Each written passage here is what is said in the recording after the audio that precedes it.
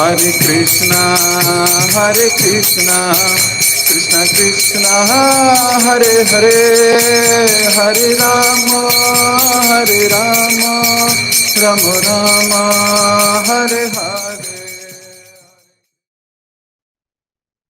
जय जय श्री चैतन्य, जय हो नित्यानंदा, जय अद्वैत चंद्र, जय गौर भक्त वृंदा। जय जय श्री चैतन्य, जय हो नित्यानंदा, जय अद्वैत चंद्र, जय गौर भक्त वृंदा। जय जय श्री चैतन्य, जय हो नित्यानंदा, जय अद्वैत चंद्र, जय गौर भक्त वृंदा। हरे कृष्ण। आप सभी भक्तों का बहुत बहुत हार्दिक स्वागत। श्री चैतन्य भागवत अंत लीला। महाप्रभु अभी कुलिया में हैं। भक्त लोग दूर दूर से महाप्रभु के दर्शन करने आ रहे हैं। कितने भक्त हैं इनकी संख्या गिनना पॉसिबल ही नहीं है। विद्यावचस्पति ने भगवान से आग्रह किया है कि बाहर आके सबको दर्शन दे। महाप्रभु बाहर आए, लोग दंडवत प्रणाम किए जा रहे हैं।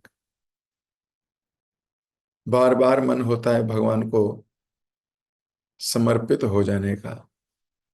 हृदय में कितनी भावना प्रेम भरी होगी कि देख के बार बार गिरने का मन करता है। लोग स्तुतियां गा रहे हैं, श्लोक गा रहे हैं, कीर्तन हो रहा है। महाप्रभु भी सबके बीच में नृत्य कर रहे थे। महाप्रभु कई बार नित्यानंद प्रभु का हाथ पकड़कर उन्हें नृत्य करवाते थे और कई बार स्वयं उनके साथ नाचने लगते थे। उस दिन तुच्छ व्यक्ति से लेकर अति महान सबको महाप्रभु की कृपा प्राप्त हो गई। ये बल है किसमें? संग में। जब साथ में बैठ के संकीर्तन हो रहा होता है तो कौन श्रेष्ठ है और कौन तुच्छ है, सबको फल मिलता है।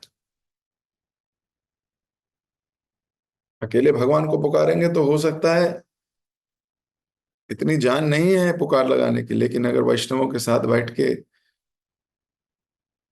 संकीर्तन कर रहे हैं, डांस कर रहे हैं, नृत्य कर रहे हैं, जपा कर रहे हैं, इत्यादि किसी भी भगवत एक्टिविटी में लगे हैं, तो भगवान की कृपा मिलती है, सबको मिल जाती है। तो ये बड़ा सुंदर वातावरण अभी कोलिया में है। हमने यहां तक पिछली क्लास में पढ़ा था, आज हम इसी को आगे पढ़ेंगे। कुछ समय पश्चात अपने महाप्रभु अपने परिकरों के साथ भीतर आकर बैठ गए। तभी अचानक एक ब्राह्मण आया और महाप्रभु के चरण कमल पकड़कर बोला, भगवान, मेरी एक प्रार्थना है। अज्ञानतावश मैंने एक वैष्णव की निंदा करके महान अपराध किया है। मैं उस पर व्यंग कसकर कह रहा था, कलयुग में कौन सच्चा वैष्णव हो सकता है, और यह कीर्तन भी कैसी मूर्खता है। इस प्रकार मैंने स्वयं अपने विनाश को आमंत्रित कर लिया है। इसे स्मरण करके मेरा चित्त जलने लगता है। भगवान, कृपया मुझे इस अपराध से मुक्ति का मार्ग बताएं। इतनी सुंदर बात है।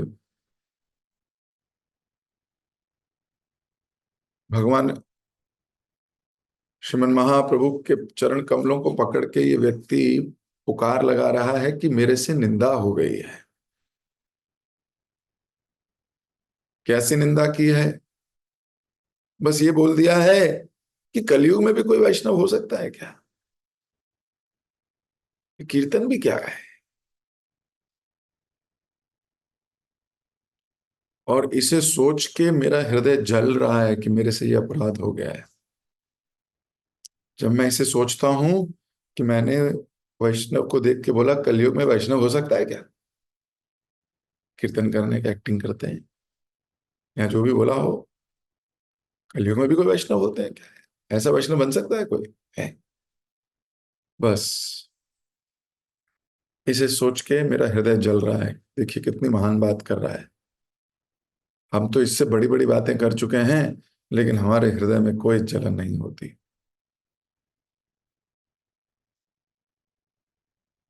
लेकिन इसको तड़प हो रही है। क्या बोल रहे हैं? मैंने अपने विनाश को स्वयं आमंत्रित कर लिया है।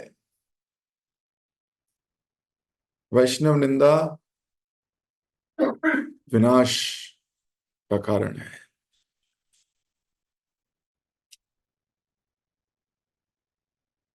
अगर वैष्णव की निंदा की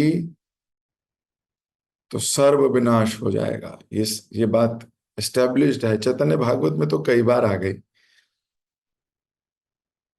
महाप्रभु कई बार कह चुके हैं मैं सबका उद्धार करूंगा, नीचों का उद्धार करूंगा, पतितों का उद्धार करूंगा, सबका उद्धार करूंगा, लेकिन वैष्णव निंदक का नहीं करूंगा।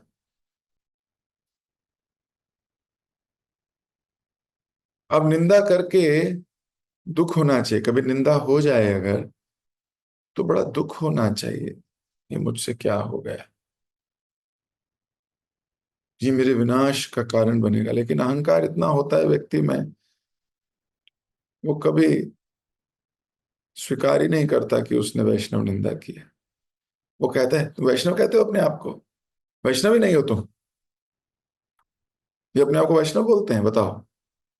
वैष्णव ही नहीं है।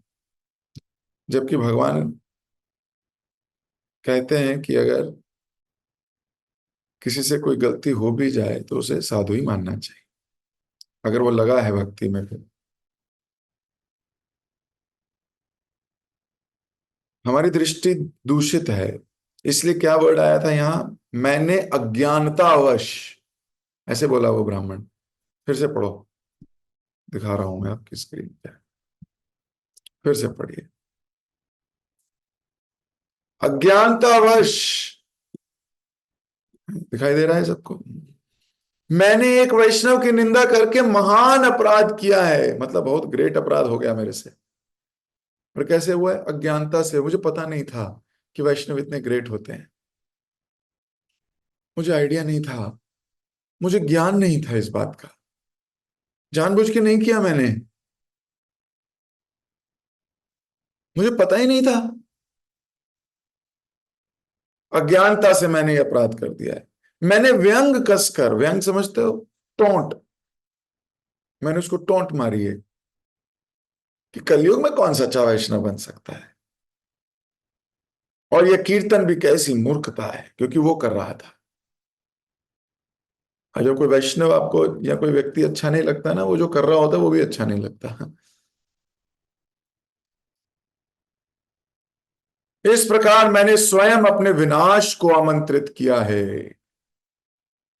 अब ज्ञान आ गया है उसको, उसको समझ में आ गई है कि वैष्णव अपराध कितना डेंजरस है।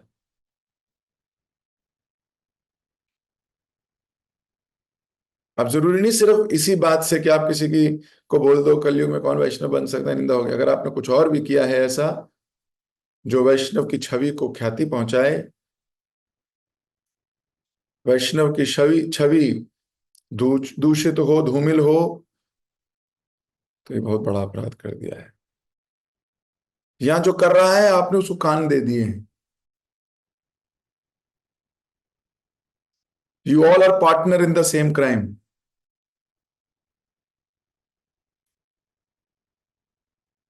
सेम अपराध होगा आपसे भी, और सेम सजा मिलेगी आपको भी। अगर हमने कान दिए उसको और हमने बोला हाँ लगता तो है मुझे भी, हाँ ऐसा होता तो है, ऐसा देखा तो था, फिनिश।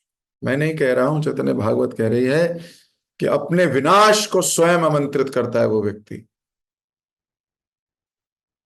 लेकिन अभी ये ब्राह्मण को ज्ञान हो गया है, इसलिए क्या कह रहे हैं, इसे स्मरण करके मेरा चित्त जल रहा है, मैं बहुत अनकंफर्टेबल हूं, मुझसे रहा नहीं जा रहा, मुझे आग लगी हुई है अंदर कि ये मेरे से गलती कैसे हो सकती है, मैंने ये गलती कैसे कर दी, मैंने क्यों, मैं तो था नहीं ऐसा, मेरे से हो गई है गलती, मैं अभी क्या, कैसे मुझे इससे मुक्ति का मार्ग बताइए। तो गुरु चरण में बैठ के मुक्ति का मार्ग पूछ रहे हैं।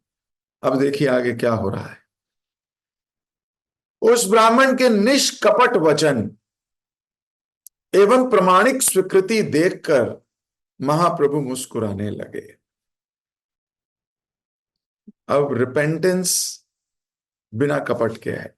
रिपेंटेंस समझते हो, रिपेंटेंस, रिपेंट कर रहा है वो, है ना, वो उसको फील हो रहा है कि मेरे से गलती हो गई है, जेन्युइन रिपेंटेंस है। महाप्रभु को लगा कि निष्कपट है ये, इसके अंदर ये भी कोई ड्रामा नहीं कर रहा, इसके अंदर ये समझ में आ गई इसको ये कि उससे बहुत महान अपराध हुआ है, उसने वैष्णव निंदा कर ली है, अभी पछता रहा है। क्योंकि आप इतने महान भक्त से, अभी तो महान भक्त के रूप में है महाप्रभु, महान भक्त से मिलने गए हो, एक ही चीज मांग रहे हो, वो है रिपेंटेंस, तो इसका मतलब बहुत इंपॉर्टेंट है। नहीं तो आप मांग सकते थे मुझे वर दो, मैं बहुत धनवान हो जाऊं, मुझे वर दो, मैं ऐसा कर लूं, मुझे वर दो, मेरे को ज्ञान आ जाए, मुझे वर दो, ऐसे कुछ भी मांग सकता है महाप्रभु से कोई व्यक्ति। लेकिन पहली बार मिला है महाप्रभु से, महाप्रभु के विषय में जानता है, और फिर मांग क्या रहा है कि मुझे मार्ग बताइए कि जो मेरे से गलती हो गई है उससे प्रायश्चित कर सकूं। इसका मतलब जेन्युइन है, नहीं तो कोई कुछ भी मांगेगा। महाप्रभु को लग रहा है पहली बार मिला है, और हृदय में इतनी विदीर्णता हो रही है इसके।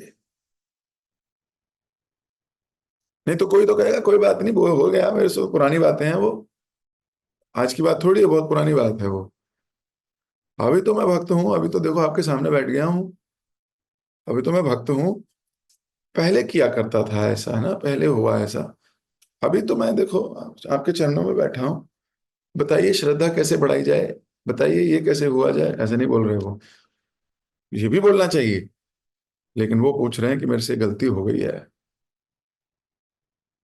और मैंने उसका अभी तक प्रायश्चित नहीं किया है।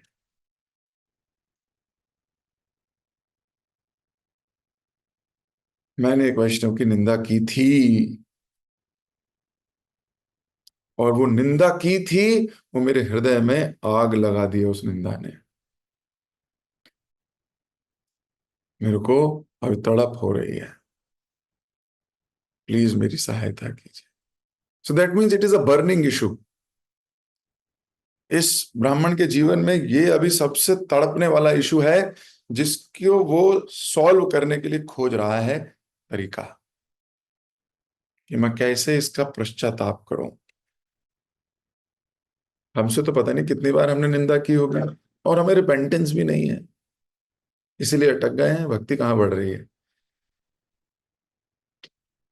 भक्ति बढ़ेगी जब ऐसा निष्कपट हृदय होगा,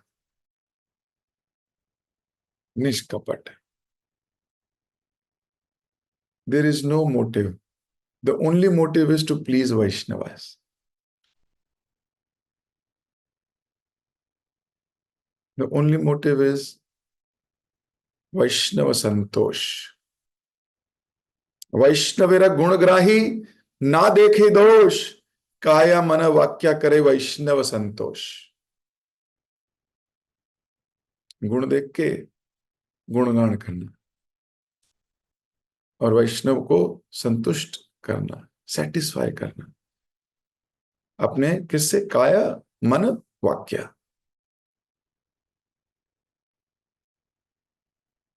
अब ये ब्राह्मण तो बहुत तड़प रहा है, महाप्रभु इससे प्रसन्न है। सोचिए, तड़पने से भी कोई प्रसन्न होता है क्या? कोई कह सकता है अरे किसी की तड़प में खुश हो रहे हैं? तड़पता हुआ देखने से कोई प्रसन्न होता है क्या? नहीं। लेकिन महाप्रभु किससे प्रसन्न है? ये प्रायश्चित करना चाहता है। इसको वैष्णव क्या होते हैं समझ में आ गया है, ये जान चुका वैष्णवों की महिमा। अब महाप्रभु उसको ज्ञान दे रहे हैं, ध्यान से पढ़िए।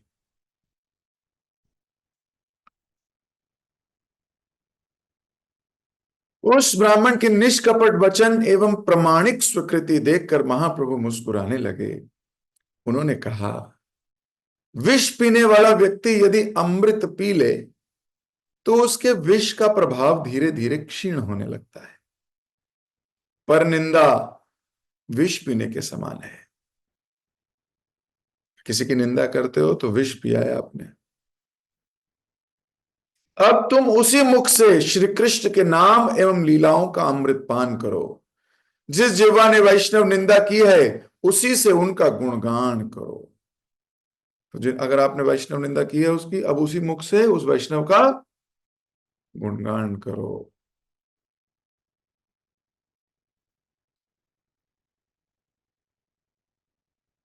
सत्य कह सत्य कहता हूं, अज्ञानतावश वैष्णव निंदा करने वाले के लिए शुद्धिकरण का यही एकमात्र मार्ग है। एकमात्र बोल रहे हैं महाप्रभु। वो भी कौन सी निंदा की है? अज्ञानतावश की है, पता नहीं था।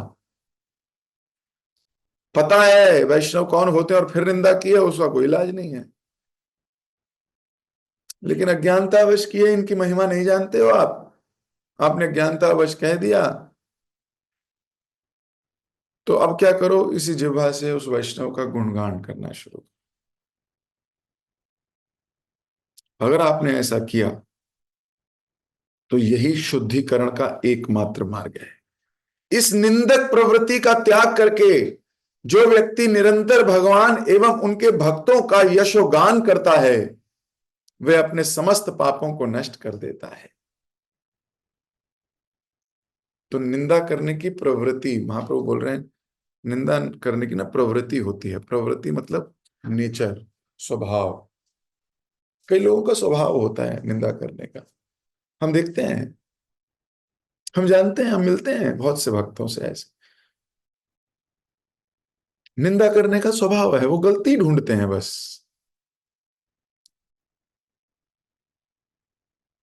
इस स्वभाव का परित्याग करना, अब जो इस स्वभाव का परित्याग कर रहा है वो बहुत महान है ना। कई बार फॉल्ट फाइंडिंग डायरी होती है, फॉल्ट फाइंडिंग डायरी, FFD। उसमें क्या करते हैं, कोई लोग लिखते रहते हैं है ना, फॉल्ट फाइंडिंग डायरी में।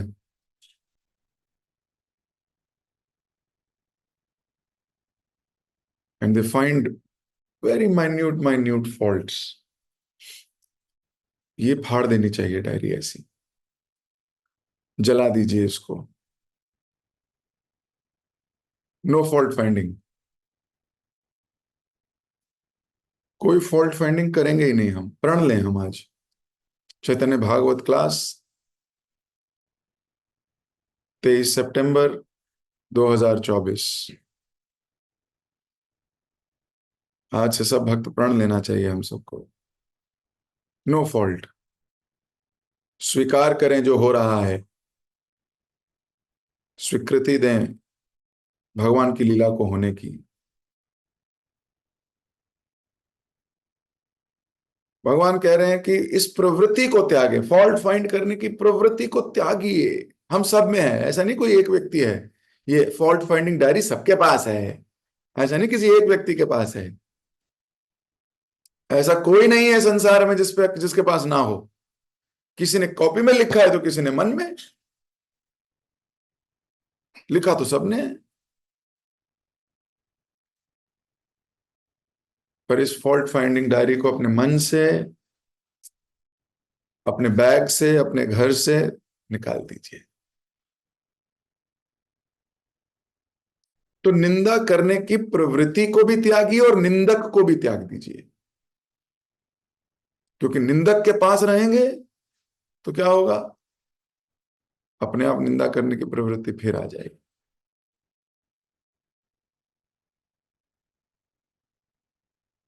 तो प्रवृत्ति मतलब स्वभाव है ना, नेचर। जैसे किसी का नेचर होता है, कोई किसी आपका हर एक का कोई ना कोई स्वभाव है ना। कोई कुछ बोलता है, किसी का तकिया कलाम होता है कुछ बोलना, है ना। जैसे है ना, है ना, है ना, कई लोग ऐसे बोलते हैं बहुत, है ना, है ना, है ना। कई लोग you know, you know, you know, you know, हर अंग्रेजी थोड़ी देर बाद यू नो, कुछ ना कुछ तकिया कलाम लोग बोलते हैं, है ना। उनका स्टाइल है, इट्स कॉल्ड देयर स्टाइल, उनका स्टाइल है ये।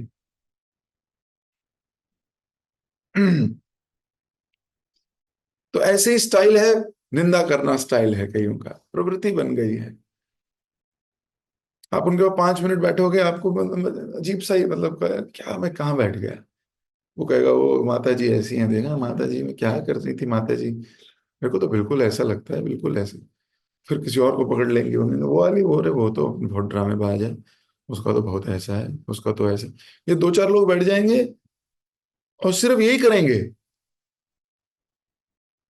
वो प्रभु जी और प्रभु जी ने ऐसा किया, उस माता जी ने ऐसा किया, वो ऐसा है, वो ऐसा बनाती हैं, क्या करती हैं, वो ये करती हैं, उनका ये हाल है, उनका ये हाल है। बस प्रवृत्ति है। तो इस प्रवृत्ति को त्यागने का आदेश दे रहे हैं महाप्रभु। लेकिन इस प्रवृत्ति को त्यागने की अभिलाषा निष्कपट होनी चाहिए। पहले महाप्रभु ने उसमें निष्कपटता देखी कि इसमें कपट नहीं है, जेन्युइनली चाहता है कि ये अपराध से मुक्त हो जाए। Genuinely, he is very genuine, he is repenting, हृदय में बड़ी विदीर्णता है। तो प्रवृत्ति को त्यागिए, फॉल्ट फाइंडिंग प्रवृत्ति आज से कोशिश करते हैं, और एक दूसरे को सहायता कीजिए। कोई फॉल्ट फाइंड कर रहा हो, आपको बोल रहा हो, आप बोल दो प्रभु जी, प्रभु जी ने मना किया है। फॉल्ट फाइंडिंग नहीं करेंगे हम। एक्सेप्ट करो, बदल सकते हो, जाके उस भक्त से बात कीजिए, बदल सकता है ठीक है, नहीं तो एक्सेप्ट कीजिए, मेरे साथ फॉल्ट फाइंड मत कीजिए। Let start this. और बुरा मत मानिए अगर कोई ऐसा बोले आपको। मान लीजिए कोई आपको बोले ऐसा, प्रभु जी आप मेरे से ऐसी बात मत कीजिए, भले ही आप मेरे से मत कीजिए please, no fault finding with me. तो मान लो आप फॉल्ट कर रहे थे, किसी के साथ निंदा कर रहे थे, और वो आपको ये बोले, तो उसको भी फॉल्ट मत ढूंढिए कि एक और मिल गया फॉल्ट ढूंढने के लिए। तुरंत अपने को सुधारिए, बोलिए oh thank you, Krishna spoke through you. उसे बोलिए कृष्ण आपके मुख से मेरे को गाइड कर रहे हैं कि मैं फॉल्ट फाइंडिंग में चला गया था, सॉरी, थैंक यू प्रभु जी, या थैंक यू माता जी। ऐसे आप सुंदर बनोगे, ऐसे आपका हृदय इतना सुंदर कोमल हो जाएगा, सफेद। फिर आएंगे सफेद मक्खन चुराने वाले आपके हृदय में। जब आपका हृदय इतना सफेद हो जाएगा, उसमें कालक है ही नहीं, और इतना कोमल है, ऐसे ही पिघल जाता है छूने से भी। मक्खन को देखा है ना, मक्खन हाथ में लोगे तो आपकी हाथ की गर्मी से पिघल जाता है। तो जिस दिन हमारा हृदय सॉफ्ट हो जाएगा, एकदम वाइट एज प्योर, और इतना सॉफ्ट एज बटर, तो कुछ बताने की जरूरत नहीं है, वो माखन चोर स्वयं आएंगे आपके हृदय को चुराने के लिए। आमंत्रण नहीं देना पड़ेगा, पुकार नहीं लगानी पड़ेगी। तो वैष्णव निंदा करने की प्रवृत्ति को त्यागिए, और जो हमें हेल्प कर रहा है ये निंदा को त्यागने में, उसका गुणगान कीजिए, उसको स्वीकार, उसको स्वीकृति दीजिए। मान लीजिए आप किसी बात कर रहे हो, वैष्णव बोले प्रभु जी ये आप वैष्णव निंदा कर रहे हैं, और चैतन्य भागवत के अनुसार सर्वनाश को आमंत्रण दे रहे हैं आप, कृपया मत कीजिए। तो जिस भक्त ने आपको ऐसे करने से रोका है, उसका यशोगान गाइए, कहिए आप धन्य है प्रभु जी, आपने मुझे बचा लिया, थैंक यू। और ये हम सबके साथ हो सकता है, मेरे साथ भी, आपके साथ भी, सबके साथ हो सकता है। चैतन्य भागवत से ये शिक्षा ले रहे हैं हम आज। महाप्रभु बोल रहे हैं कि निंदक प्रवृत्ति को त्याग कर उस भक्त का यशोगान करता है जो व्यक्ति, वो अपने समस्त पापों को नष्ट करता है। तो निंदा से जो पाप हुए वो भी नष्ट, और जो बाकी पाप हुए, क्योंकि महाप्रभु बोल रहे हैं समस्त पापों से, समस्त, मतलब और भी कहीं गलतियां हो गई होंगी जिंदगी में, लेकिन वैष्णव का गुणगान किया आपने, तो ये वैष्णव का गुणगान करते ही समस्त पापों से आपको मुक्ति मिलती है, ऐसा भगवान कह रहे हैं। इसलिए वैष्णव गुणगान से कभी पीछे मत रहिए। कई बार लोग सोचते हैं वैष्णव गुणगान करेंगे वो सब सर पे चढ़ जाएंगे, ये अहंकार हो जाएगा, प्रभु जी इनके अंदर अहंकार ना हो इसलिए मैं इनका गुणगान नहीं करता। मूर्ख, अगर तू वैष्णव गुणगान नहीं करता तो तेरे पाप बढ़ रहे हैं और उनको काट भी नहीं है कोई। इसलिए वैष्णवों का गुणगान कीजिए।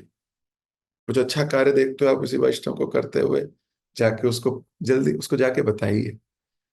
उसका अहंकार बढ़ेगा, उसकी जिम्मेदारी उसकी और उसके गुरु की है। आपका तो कार्य यह है हर वैष्णव का गुण देख के उसका गुणगान करना। कुछ अच्छा कार्य करता हो और ऐसे नहीं आर्टिफिशियली आवाज से शुरू हो जाओ, कुछ भी बोलो, प्रभु जी आप बड़े विनम्र हैं, वो किसी को डांट रहा था उसको भी बोला आप विनम्र हैं, झूठ बोलते हो तो। जेन्युइन गुणगान, जेन्युइन, अब जेन्युइन गुणगान क्या होता है? आंख देखती है या कान सुनते हैं, उसके बाद हृदय में मनन होता है कि कितनी अच्छी बात करते हैं, कितना अच्छा काम किया इन्होंने, माता जी ने, प्रभु जी ने, कितने अच्छे हैं। बहुत बार अंदर से आप गुणों को मेडिटेट करोगे, अब उसके बाद जिह्वा से बोलोगे। पहले जिह्वा से नहीं बोल देना बिना मेडिटेट किए, then it is artificial, it is not genuine. Flattery और ग्लोरिफिकेशन में अंतर है। फ्लैटरी नहीं करनी। फ्लैटरी क्या होती है? फ्लैटरी आपको भी अहंकार बढ़ाएगी और जिसकी कर रहे हो उसका भी। लेकिन ग्लोरिफिकेशन आपको भी पवित्र करेगी और जिसके लिए कर रहे हो उसको और विनम्र बना देगी। जेन्युइन गुणगान का ये नेचर है, जो कर रहा है वो प्योर होगा, जिसका कर रहा है वो विनम्र होगा। और अगर उल्टा इफेक्ट हो रहा है तो रियल गुणगान नहीं था, फ्लैटरी थी, चिकनी चुपड़ी बातें।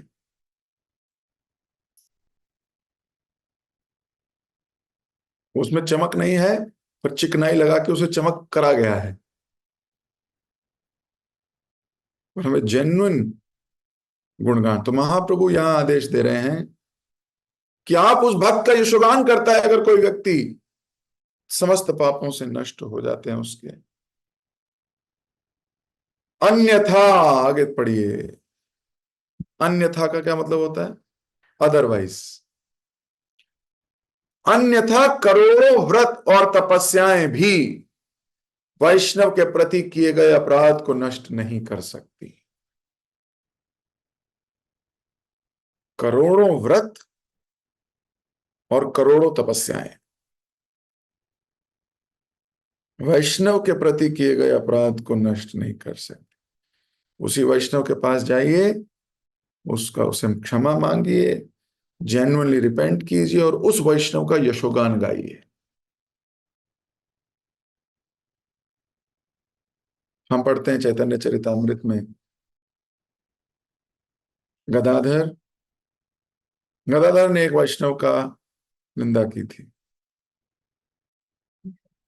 मुकुंद लेके गए थे उनको, पुंडरिक विद्यानिधि, जाके बैठ के बोले ये कैसा वैष्णव है, बालों में तेल लगाया हुआ है खुशबू वाला, बाहर तक आ रही है, सेंट मारा हुआ है, कपड़े देखो इसके, ये तो करोड़पति लगता है, क्या रहन सहन है। इधर एक पंखा कर रहा है, इधर दूसरा मोरपंखी कर रहा है, इधर चंवा डुला रहा है। हमने तो सुना है वैष्णव बड़े सिंपल होते हैं, ये कैसा वैष्णव है, ये तो बहुत अमीर लगता है, घर तो देखो इसका, चमाचम। सोने के बिस्तर पे थे वो, मखमली गद्दे। गदाधर को लगा, ए, ये कहाँ ले आया मेरे को मुकुंद। ये कोई, ये तो कोई कामी भोगी, भोगी व्यक्ति प्रतीत होता है मुझे। निंदा हो गई। मुकुंद को समझ में आ गया ये निंदा हो गई है, गड़बड़ कर रहा है ये लड़का, ये अपने विनाश को आमंत्रित कर रहा है। तो मुकुंद ने भागवत का एक श्लोक पढ़ दिया। अहो बकियम स्तन कालकूटम, जिसमें पूतना का भाग्य बताया जा रहा है। और जैसे ही पुंडरीक विद्यानिधि ने वो श्लोक सुना, एकदम भगवत भक्ति में लीन हो गए, गिर गए जमीन पे बेड से। हे कृष्ण, हे कृष्ण, हे कृष्ण। कृष्ण की याद इतनी तेज आने लगी, कपड़े फाड़ने लगे अपने, बाल बिखर गए, पान की पेटी इधर गिरी। इतने भगवत लक्षण प्रकट होने लगे। अब गदाधर को लगने लगा ये तो मेरे से गलती हो गई, ये तो महान भक्त हैं, छुपे हुए थे, मैंने इनको बाहरी आवरण से जज करना चाहा। मैं इनकी ठाट बाट देखकर मैंने अपना डिसीजन क्या लिया कि ये तो भक्त नहीं हो सकता, भक्त तो सिंपल होता है। ये तो बहुत अमीर लग रहे हैं, ये तो बहुत भोगी लग रहे हैं, मेरे से गलती हो गई है, इतनी महान गलती हो गई है। बहुत रोए, महाप्रभु के पास जाके रोए हैं गदाधर। और फिर क्या किया है, पुंडरीक विद्यानिधि से दीक्षा ली है और बोले मैं पूरी जिंदगी अपने गुरु का गुणगान करूंगा। जिनके प्रति अपराध हुआ है, क्या किया है, पूरी जिंदगी गुणगान किया फिर पुंडरीक विद्यानिधि का गदाधर ने। बोले मेरे से अपराध हुआ है। सो अगर अपराध हो तो हमें गुणगान करना चाहिए, मतलब ये कहने का अर्थ ये है कि जिस जिह्वा ने निंदा की है उस वैष्णव की, उसी जिह्वा से उसका गुणगान करना चाहिए। जिस मन ने अपराध किया है उसी मन से उसका गुणगान करना चाहिए। लेकिन अगर किसी ने निंदा की है और उसको रिपेंट ही नहीं हो रहा,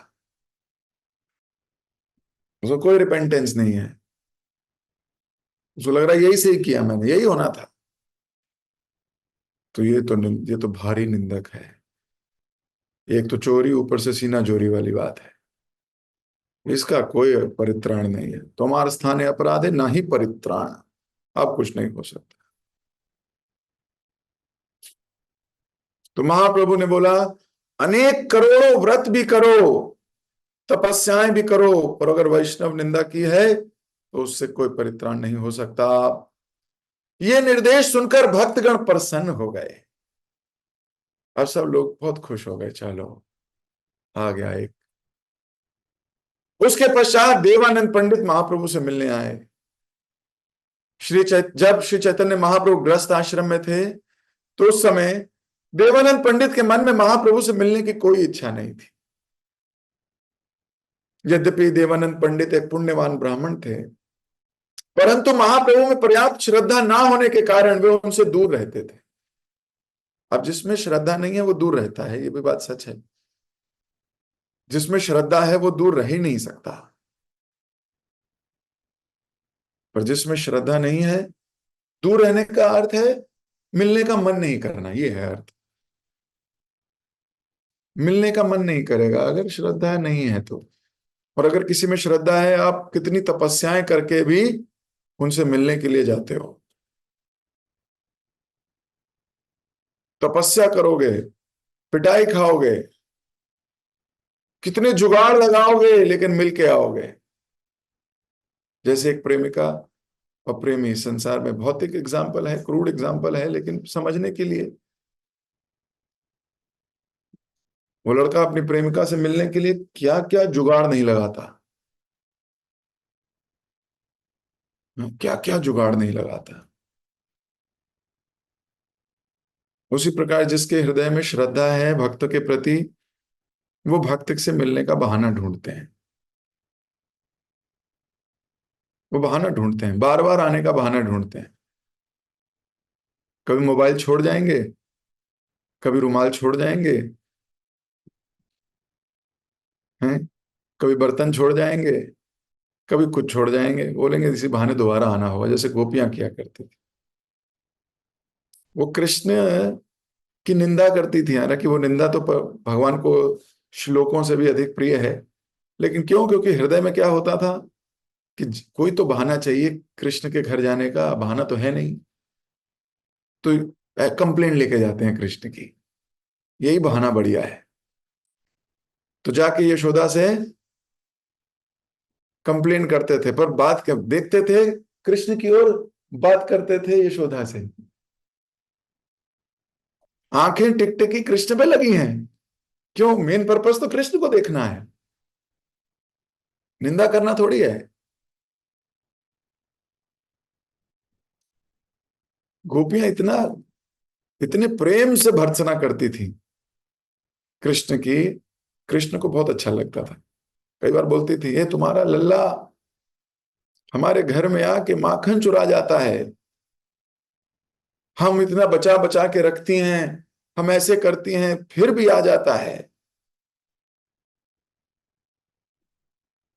और ऐसे मुस्कुराता है देख के, ऐसे मुस्कुराता है।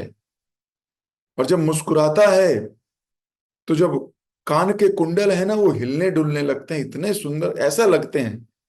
बोले, यशोदा बोलती है मैं कल से उतार दूंगी, नहीं नहीं उतारना नहीं, लगता बहुत सुंदर है। आ जाता है माला पहन के मन फूलों की, और ऐसे चोरी करता है। यशोदा कहती कल से नहीं पहनाऊंगी, नहीं नहीं वो उतारना नहीं, माला बहुत सुंदर लगता है। सोचो, अगर कोई गाली दे रहा हो तो ऐसा बोलेगा क्या? नहीं, ऐसा करना नहीं। एक बोलती है, मैं तो घुंघरू की आवाज से पहचान जाती हूँ कृष्ण आए हैं। तो मैया बोलती मैं उतार दूं, नहीं उतारना नहीं।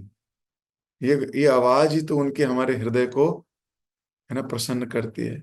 सोचो, अब ये क्या निंदा हो रही है, ये तो स्तुति हो रही है। गोपियों के स्तुति कहने का भाव ही अलग है।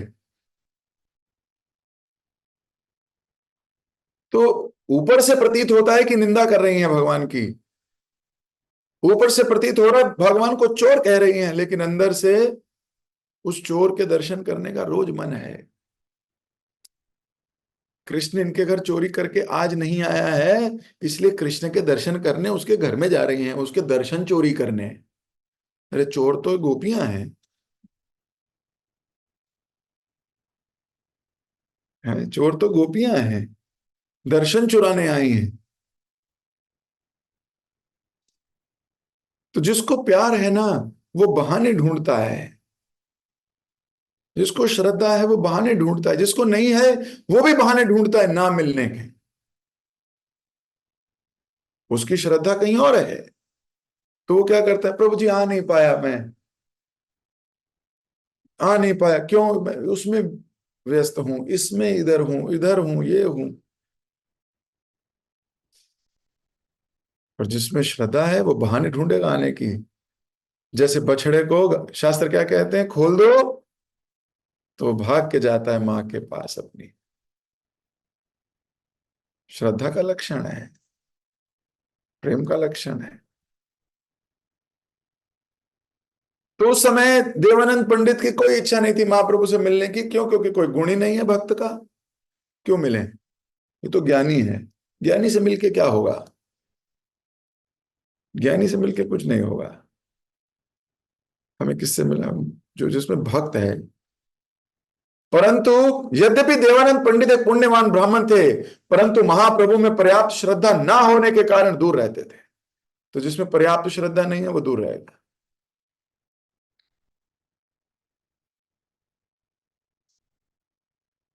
तो इसको आगे विश्लेषण करेंगे हम अगली क्लास में। अभी अपनी वाणी को मैं यहीं विराम दे रहा हूं। बहुत सुंदर प्रसंग शुरू होने जा रहा है ना, जिस श्रद्धा, पर्याप्त श्रद्धा के ऊपर। तो मैं अपनी वाणी को यहीं दे रहा हूं विराम। आप सबसे दोबारा मुलाकात होगी, मिलके फिर पढ़ेंगे। जगत गुरु शिल प्रभुपाद की जय, श्री चैतन्य भागवत की जय, आप सभी श्रद्धालु भक्तों की जय। हरे कृष्णा। किसी भक्त का कोई प्रश्न? सीमा माता जी, दंडवत प्रणाम। अच्छे से बताने के लिए, तो मेरा क्वेश्चन ये है कि इसे हम जाने जाने हम किसी वैष्णव के बारे में कुछ कह देते हैं, लेकिन हमें नहीं पता, हमने निंदा कर दी, हमने उसको एक्सेप्ट नहीं करा, हमने निंदा कर दी है, तो उससे कैसे बचे?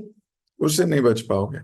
माता जी का प्रश्न है कि अगर हमें लगता ही नहीं है हमने निंदा करी है, तो उससे कैसे बचें? जब देखा इसी पर तो हमने बोल दिया, हर चीज जो देखी उसे बोलना नहीं चाहिए, क्योंकि संसार में जो दिखता है वो होता नहीं है। प्रत्यक्ष प्रमाण को मान्यता मत दीजिए, कई बार वो भी गलत होते हैं, कई बार वो भी गलत होते हैं। इसलिए ऐसा नहीं कि मैंने देखा मैंने तो बोल दिया, कोई बात नहीं। हर वो बात करनी चाहिए जिससे भक्ति बढ़े। तो अगर हमसे कभी गलती हो गई है तो हमें बताना चाहिए अपने सीनियर के पास बैठ के, जैसे ये ब्राह्मण गया अपने सीनियर के पास, सबके पास जाके नहीं बोला। हृदय को हर एक के सामने नहीं प्रकट किया जाता, क्योंकि हृदय दूषित भी हो सकता है, पता लगा दोष बांट आए, उसके साथ प्रकट किया जाता है जो हमारे दोष को देख के डांट सके या बोले आप सही हो। कई बार ऐसा भी होता है कि नहीं माता जी आप ठीक कह रहे हो, तो आप आज से मत करना, उनका संग मत करो आप। ऐसा भी आवाज आएगी, क्योंकि कई बार हो सकता है निंदक, निंदक को देख के भी आप, है ना, निंदक है कोई बहुत भयंकर निंदा करता रहता है, जहां जाता है वैष्णव अपराध करता है, आप उसका संग करोगे, उसके साथ दिखोगे, तो आप में भी वो गुण देखने लगेंगे।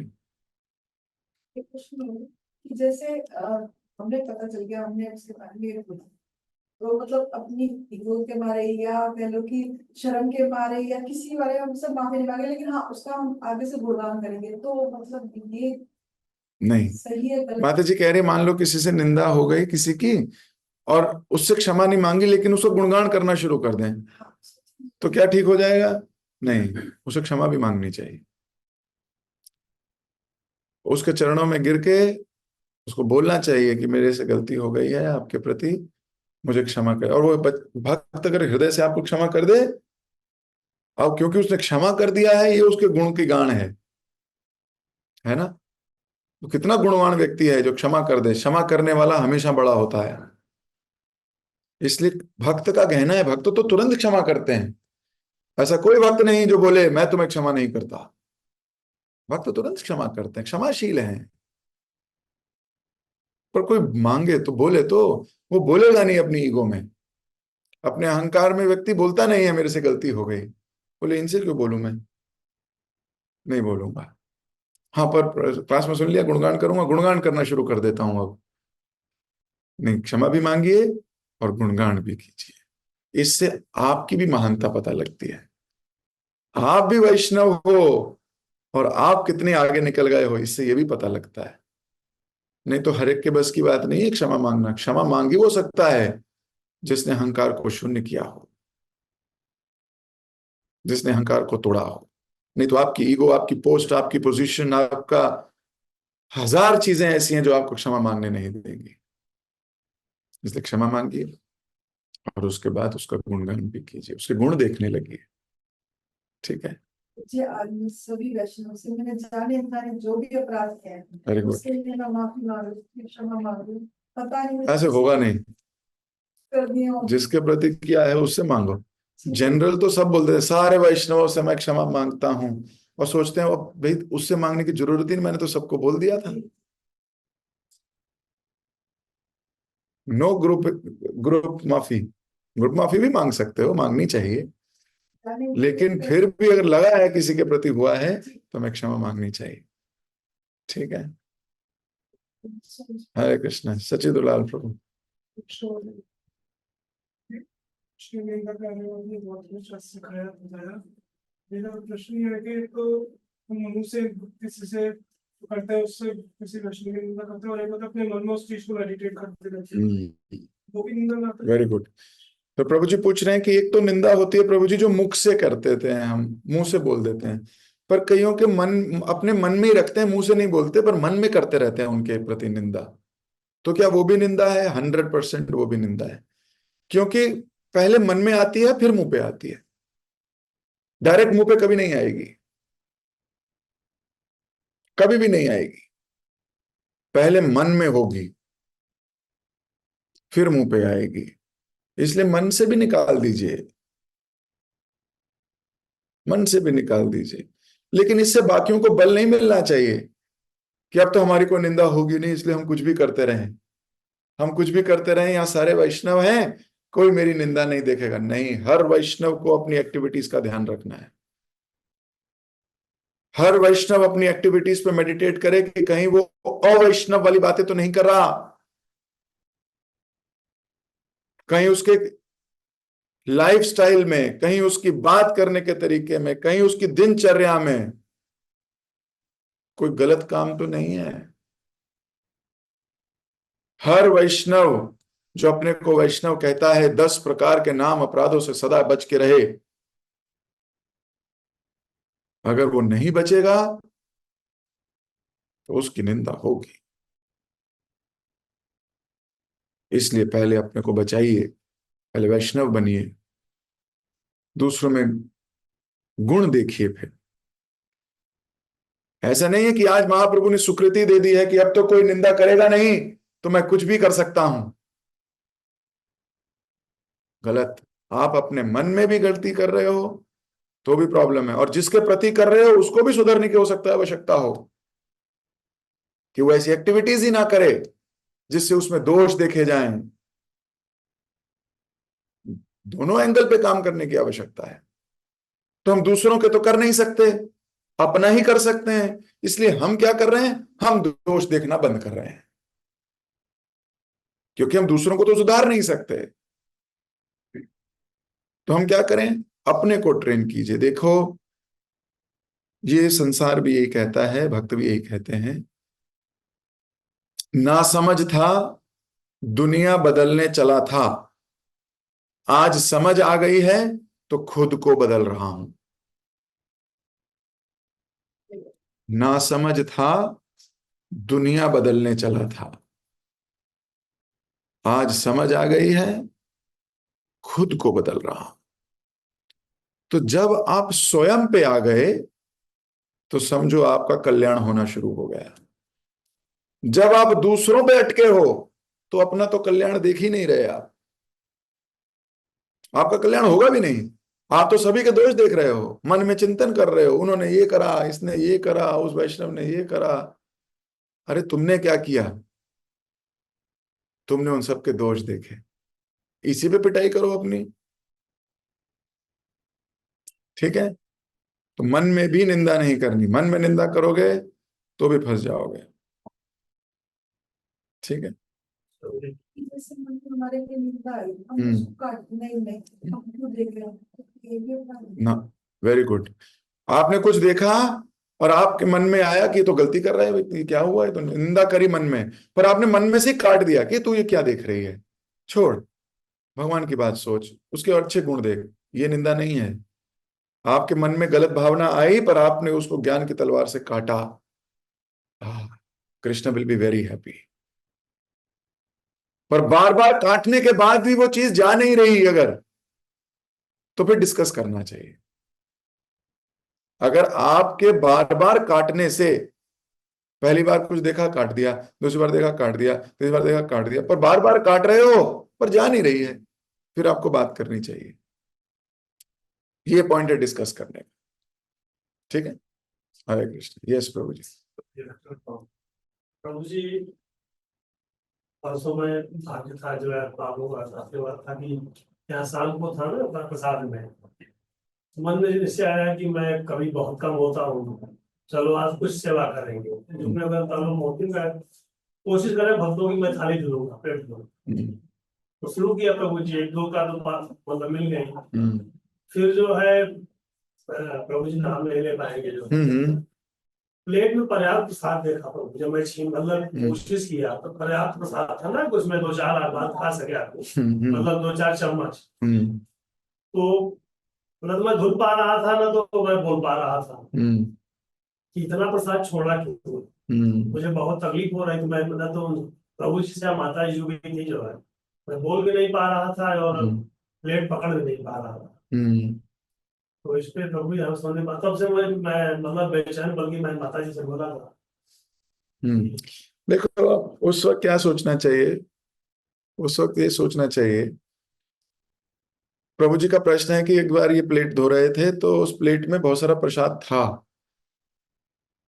अब भगवान का प्रसाद को नहीं फेंकना चाहिए, ये हृदय में बात आ गई और लग रहा है कि ये तुम देखना जरा भगवान का प्रसाद फेंक रहे हैं, ये तो गलत बात है, भगवान का प्रसाद तो नहीं फेंकना चाहिए। ये बात सच है कि नहीं फेंकना चाहिए, इसमें कोई त्रुटि नहीं है ऐसा सोचने में, और ये वैष्णव निंदा नहीं है। लेकिन आप किस तरीके से कहते हो, कंसर्न है या दोष देखा है, इसमें बहुत अंतर है। आप उसे लेट डाउन करना चाहते हो या उसके प्रति कंसर्न हो, है ना। कंसर्न और कंप्लेन दोनों में अंतर है। जिसके प्रति कंसर्न है आप इस तरीके से बात करते हो कि वो दोबारा कभी नहीं करेगा, वो उसको आप वेल विशर दिखोगे कि ये मेरे वेल विशर है।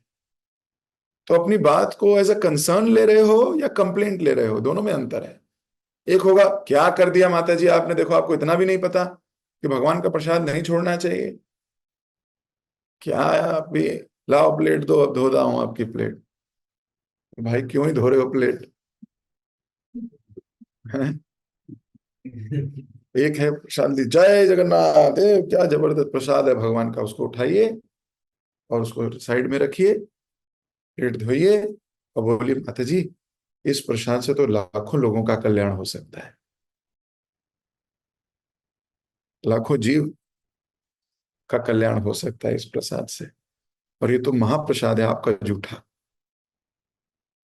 भगवान के प्रसाद से लाखों का होगा, इससे तो 2-4 करोड़ों का हो जाएगा। थैंक यू माता जी, प्लेट साफ कर दी, माता जी को भी समझ में आ गया प्रसाद की महिमा, क्यों हो मैंने तो छोड़ दिया, आपका भी काम हो गया, अलग रखा है, उसको बाद में डाला जाएगा, किसी को दिया जाएगा, जानवर, कीड़े कीड़े मकोड़े इत्यादि, तो उनका भी कल्याण होगा। दोष नहीं है ये, हमारी कॉन्शियसनेस उस चीज को लेके आगे है, पर किसी और की कॉन्शियसनेस आपको देख के आगे होगी। मान लो अब आप बर्तन धोने लगे, पहले तो क्या प्रामाणिकता से धो रहे हो, अपने मन से धो रहे हो, आपने अथॉरिटी से परमिशन ली, तो ये तो उससे बड़ा दोष था, केवल अपनी इंद्र तृप्ति के लिए धो रहे थे, और किसी ने मान लो ये दोष देख लिया आपका, तो हर कॉन्शियसनेस का कोई ना कोई दोष देख लेगा। मैं सेवा करूंगा मैं, और बिना सेवा अथॉरिटी से डिस्कस किए हमने सेवा ली है, तो कोई जिसकी कॉन्शियसनेस उधर जा रही है वो भी तो कहेगा ना, देखना जरा कल का है, मतलब क्यों कर रहा है ये, अपराध करेगा, बिना सेवा मूड लिए, बिना सेवा की गाइडेंस लिए सेवा करेगा, अपराध करेगा 10, और वही हो गया। तो उसने अपराध नहीं किया, अपराध तो आपने भी किया, अब बताओ, फंस गए। हालांकि ना उसने अपराध किया ना आपने अपराध किया, मैं दृष्टिकोण दे रहा हूं, मैं सिर्फ दृष्टिकोण दे रहा हूं। तो जरूरी नहीं है जो हमारा दृष्टिकोण है वही सही है, कई दृष्टिकोण है देखने के, इसलिए भक्त को बड़ा विनम्रता से पूछ पूछ के चीजें करनी चाहिए, उससे वो क्या होगा, उसे कृपा भी मिलेगी और वो दोष दृष्टि भी नहीं होगी। इसलिए जब भक्तों से सेवा लोगे वो क्या कहेगा, वो कहेगा आप बर्तन धोने आए हो प्रभु जी, भगवान का गुण गाते हुए बर्तन धोना, जो भी प्रसाद बचा हुआ भक्त छोड़ जाएं उसके प्रति दोष नहीं देखना, अलग से साइड में रख लेना, अब मान लो ये ट्रेनिंग होके आपको बर्तन धोने की सेवा मिली है, अब आपको दोष ही नहीं दिखेगा।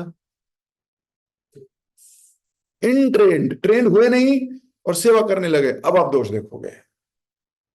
क्यों? आप अपनी कॉन्शियसनेस से देख रहे हो। और ट्रेनिंग के बाद जाओगे तो फिर क्या होगा? फिर आपको पता है ये तो आएगा, ये तो होगा। प्रभुपाद जी या भक्तों की जीवनी में देखो, प्रचार करने निकलते हैं तो हम ट्रेनिंग देते थे, कोई भी नहीं आया है ना तो दीवार को सुना के आइए कृष्ण कथा। पहले ही ट्रेन कर दिया जाता है हमें कि कोई भी नहीं आया ना, प्रचार करने निकले हो, कृष्ण कथा दीवार को सुना के आइए। ऐसा मत सोचिए कि कोई नहीं आया है, बैग पैक किया मैं जा रहा हूं, नहीं, दीवार को सुनाई। हमने आधा घंटा कृष्ण कथा खुद के लिए पढ़ी, अदृश्य देवता लोग आके बैठे होंगे, उन लोगों के लिए करके आ गए।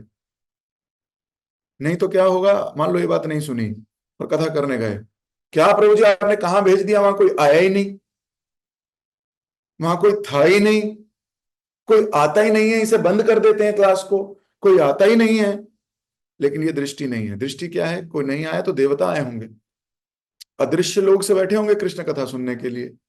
अब मुझे बताओ, अब आपने जब क्लास लेने बैठोगे, अब आप जा नहीं पाओगे और ना आप दोष देख पाओगे। क्यों? क्योंकि भक्त ने आपको गाइडेंस देके भेजा है। तो हर जगह जहां आप दोष देख सकते थे, उसने पहले ही वहां बांध लगाई हुई है। तो मन जाएगा उधर, फिर वो आवाज सुन के वापिस आ जाएगा। मन करेगा तो कोई है नहीं, फिर वहां नहीं नहीं, अदृश्य देवता भी होंगे यहाँ, भागवतम लेके बैठा हूं। ऐसी बात नहीं है, मुझे सुनने थोड़ी आए हैं, भागवतम सुनने आए हैं। तो एकदम से आपकी कॉन्शियसनेस ठीक हो जाएगी, भले ही दो श्लोक पढ़ोगे, and then you will come back. तो ये बड़ी जरूरी है हृदय से भक्तों की ट्रेनिंग लेना, नहीं तो फंस जाओगे, दोष देखेंगे हम इधर उधर। तो ये मान लीजिए आज सब लोग कि जो आपको दिखता है हो सकता है वो दोष ना हो। एटलीस्ट ये आज गांठ बांध के जाइए सब कि जो मुझे दिख रहा है, मुझे अभी दोष प्रतीत होता है क्योंकि मैं अज्ञानी हूं। जब मुझे ज्ञान आ जाएगा हो सकता है मुझे ये दोष ही ना दिखे, ये दोष है ही नहीं। इसलिए डिस्कस कर लो सीनियर से। वैष्णवेरा क्रिया मुद्रा बुझे ना बुझाए। अपने दिमाग से बुझोगे, कोई नहीं बुझेगी।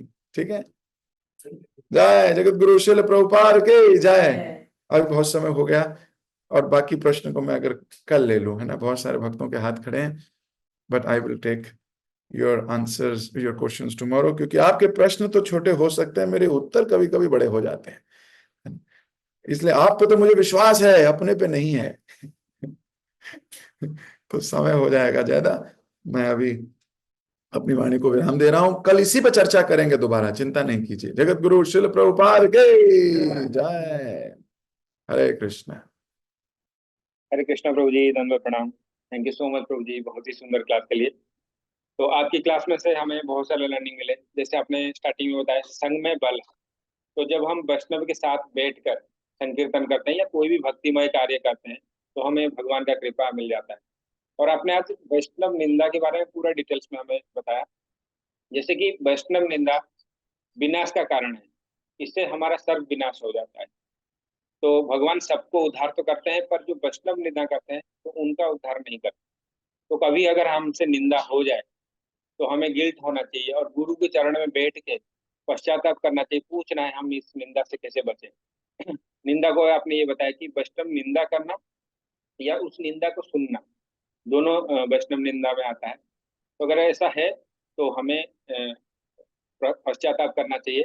और गुरु जैसे हम यहाँ पे महाप्रभु बता रहे हैं कि जिसका निंदा हमने किया है उनका गुणगान करना चाहिए। तो यही एकमात्र मार्ग है शुद्धिकरण का। और आपने इसमें ये भी बताया कि कई बार निंदा करने की जो स्वभाव होता है वो किसी किसी में होता है। अगर ऐसा हम में है तो हमें भी प्रण लेना चाहिए आज से। तो ये प्रवृत्ति को हमें त्यागना है और निष्कपटा भाव से इसको त्यागना है। और निंदा करना और निंदा करने की प्रवृत्ति वो दोनों को छोड़ना है। और जिस दिन हम इसको छोड़ देंगे हमारा हृदय सॉफ्ट हो जाएगा। उस दिन जो माखन चोर है हमारे हृदय में आएंगे और हृदय को चोरी कर लेंगे।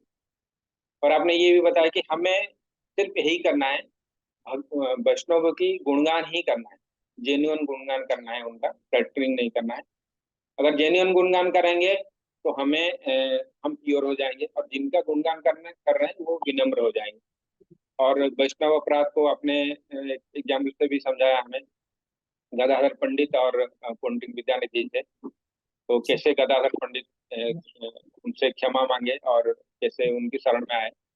और आपने ये बताया कि जिसमें श्रद्धा नहीं होता है वो दूर दूर रहता है और बहाना भी ढूंढता है कि दूर रहने के लिए, और जिसमें श्रद्धा होगी, प्रेम होगी, वो बहाना ढूंढता है कि कैसे उनसे मिले। तो इसमें भी आपने गोपियों की एग्जाम्पल से हमें बताया। गोपियां सारे तो आते थे वो कंप्लेन करने के लिए, पर उनका भाव होता था उनका दर्शन करने के लिए।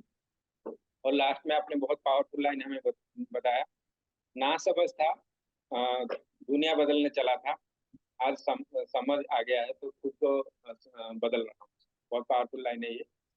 थैंक यू सो मच प्रभु जी। सभी भक्तों को भी धन्यवाद इतने प्रेम से श्रवण करने के लिए और बहुत सुंदर सुंदर प्रश्न पूछने के लिए। हम प्रभु जी का धन्यवाद करेंगे। एक बार हरे कृष्ण महामंत्र। हरे हरे राम हरे हरे कृष्ण।